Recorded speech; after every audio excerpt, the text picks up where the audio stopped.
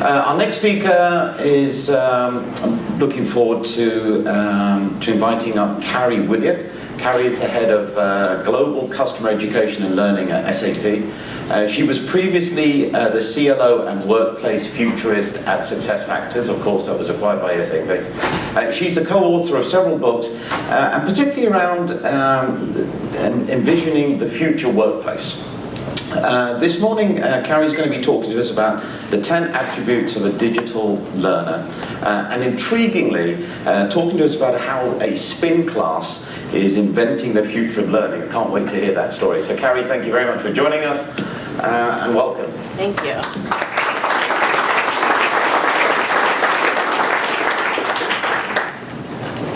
So, inspired a little bit by Raoul, 3.5 years ago, I found myself out of breath, doing normal things, like just climbing stairs or doing whatever. So I decided, oh my God, I have just got to get in shape. And I don't know if any of you have struggled with that same thing. And so off I went to Canyon Ranch, a really nice fitness spa outside of Tucson, and went to my very first spin class. How many in here have been to a spin class? Okay. So you go to a spin class, it's a little bit, at my age and, whatever. I just go to the back corner, kind of far away from the teacher. And haven't really been to one of these before, and hop on. And of course, within 3 minutes, I think I'm going to die. So you've got these little dials and everything that you can adjust and so on. So she'll tell you, take it up a notch, take it up to 30. And everybody's going, yeah! And I'm going, 28, 27, how about 24? So you kind of can hang out in a spin class in the back end of the room and so on. But I kind of got a little bit, I kind of liked it, so I started doing more things. A personal component of this before I go into, so how are new spin classes being conducted and what does that mean about digital learners, is that it turns out that breath was not from being out of shape. It was stage 4 melanoma that I didn't know I had. And 20% of people who get melanoma get no marks on their skin. So thanks to these incredible, don't ever do Google. I heard about it on Friday night. Don't ever chase down Dr. Google over the weekend before you get a chance to see your oncologist, because the life expectancy on Google was 6 months. And only 10% of people make it past that 6-month period. But what Google doesn't do, and what life expectancy things don't do, is account for new drugs. So I had a new immune therapy, 2 infusions, $250,000 each, boom, boom. And that was the end of my melanoma, which was really incredible. But I was still committed to getting more fit. And I have stayed working out. But here's this new model that I want to talk to you about. How many of you have seen a Peloton cycle? All right. How many of you have actually been on one? Been on a Peloton cycle? Okay. So for those of you who haven't seen, this is what it looks like. Now, this is kind of how I imagine myself someday perfectly fit. Yeah, that's happening. And this is kind of like what it looks like out in my backyard. In fact, this is what it kind of looks like in my exercise room at my house. It's got that same kind of wood, all glass, and out on trees and a lake and everything. This is kind of my fantasy of what my spin class could be. And here she is, working out at home on a spin cycle. Now, what's interesting and different than maybe just the spin class that you've been on is look at the size of the screen in front of her.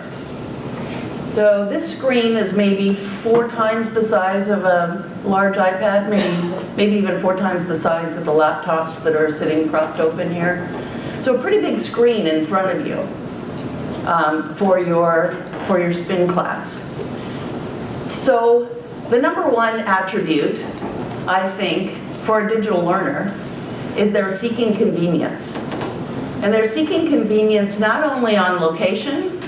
Here she is in a room in her house, let's say, but also time. When you open up that menu on the Peloton cycle, what the first menu choice that you have is how much time do you have to spend. And you can pick anything in 5-minute increments from 5 to 90. So you get all kinds of choices on how much time do I have? Because that's one of the things that we feel the most constrained about. Probably it was very difficult for you to break away for a day, day and a half for here. I mean, it weighs on you, that time away. It weighs on all our learners.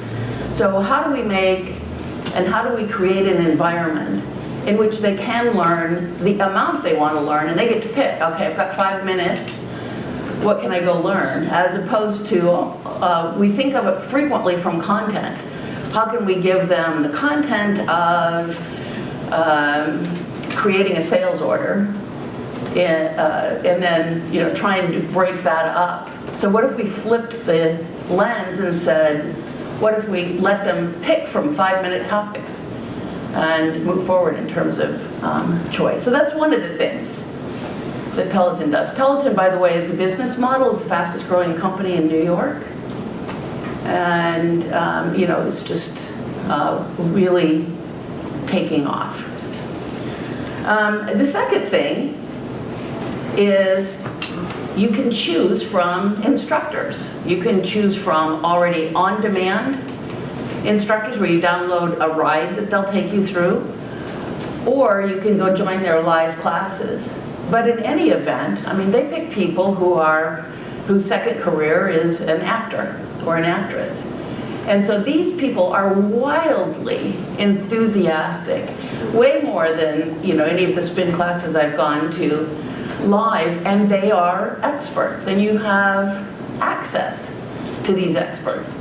A lot of times our solutions that we're coming up for in a virtual world don't have this access to experts feature that allows people to know and contact other people. They want to be connected to a human, not to just content.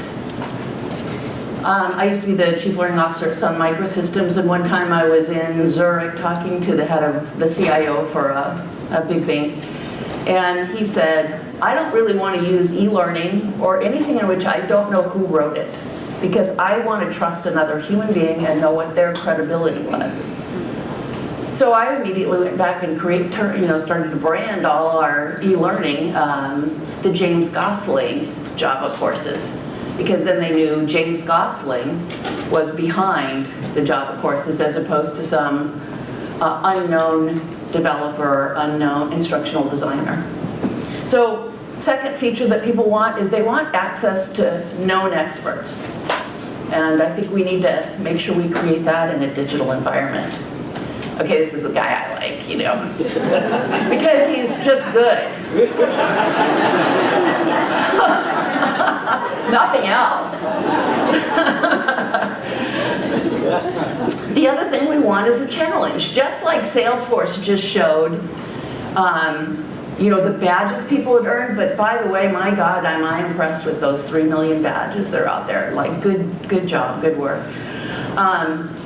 But the challenge of what can I go learn, what can I go do, and it on this little screen, well, big screen, you really feel that person talking to you. And now here's the thing that's a little bit scary. Because my bike is connected, so I have one, so because my bike is connected, if I choose to join a live class along with, hundreds of other riders, he can see what I'm doing. So when instead of going from 30 to 31 like he's just said, if I roll it down to 29, 28, from New York City to me in Colorado, he says, come on, Karie, you can do better than that, turn it up. So it's actually a better experience than the live class, because the live instructor couldn't see what I was doing. But this connected virtual instructor, and of course I don't want to disappoint him.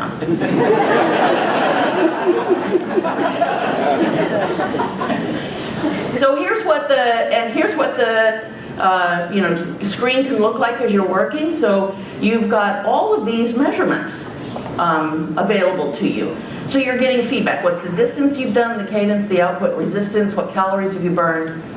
And then when I get on at 6:30 in the morning, I'm usually writing with about 16,000 other writers.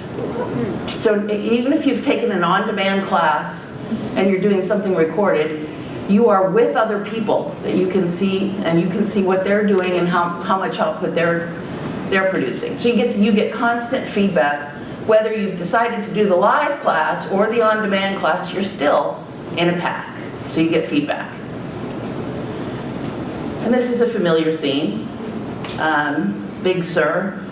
I think people want variety. So it turns out that one of the choices you can have is, I just want to go on my own pace on a leisurely cruise through Big Sur, or Bordeaux, or New Zealand, or wherever it might be. And so you take a ride at your own pace and your own choosing. So, and I think people want a broad array of variety in learning. And frequently we give them, okay, we've got this template, and we can just drop our training right in it, even if it's mini learning, and just go, and people get bored.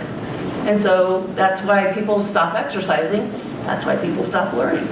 They need variety. More totally unattractive people here. But they call out, they give you motivation. So they call you out by name. It's uncanny when you're just listening to an on-demand one. It's uncanny how they'll know, okay, you're about ready to wear out. I know you are, so just pump it up a notch. And it's a recording, and you know that they're not really talking to just you, but somehow they've engineered in motivation, and motivation from other people. Not just a badge, because you're getting those too, but the motivation of another person saying, I empathize with you. So there's empathy in that motivation. And purpose. So, one of the things that I think we need to have in learning is, how do we engage the learner's purpose in life? And that's what the Peloton cycle is doing here. They say they have a whole community where you can share, why do you move? What makes you want to exercise? And motivate one another around individual purpose. Why do people want to learn? What do we do to engineer an experience that asks them, why do they want to learn? And here we are again. Here you can kind of see the leaderboard. One of the things that they let you do here is pick your pack to ride with. Or you can just join everybody who's at once. So here on the leaderboard you can see, wow, I'm here with a whole bunch of other people, and it's social. We can, if you're in the live class, you can do a little bit of social exchange and so on. So I think social, we're all aware, is a part of the learning experience. And you can also be with the people that you want to be with. And sometimes we come to events like this because we know who else is going to be here that we think is interesting. I mean, that was what drew me, was, okay, well, I can hear this person and this person and this person. I want to be here. In this class, you can take a class or ride together. So you can segregate yourself as a learning cohort or as a writer cohort and go together. So here we've got, live people that are also Peloton riders who've decided to go off grid, go off Peloton, and ride together. But you can also do it virtually in a class. So instead of that leaderboard of everybody who's riding, all 16,000, you can just be your pack of 10 people training together, pushing each other. So because it's the 10 people that you know that are the ones that I kind of want to compete with. I don't want to compete with all 16,000. I want to motivate and compete out of my pack and be with my people and my cohort. And then of course, what would it be if it weren't mobile? So you can put this on your phone, so that if you want to be on a spin class anywhere, any place, or you want to do it on your own bicycle, and motivate yourself on a bicycle out on the road, you can do that too. So mobile is yet another feature. So my final question is, the thing that I've really been trying to tackle and work on is how can we create a really meaningful virtual experience that engages all 10 of those components of the digital learner. And when we were first asking the question, we were saying, how can we make that as good as live training, as good as an in-face experience? And now we've reframed the question to, how can we make it better? How can we make this experience better than live? And I think it's possible. I think we're on the way. I think we're at a really exciting time in terms of technology starting to come together that can make this happen. But I think we have to engineer that experience. So I look forward to hearing how others are engineering that experience. Thank you.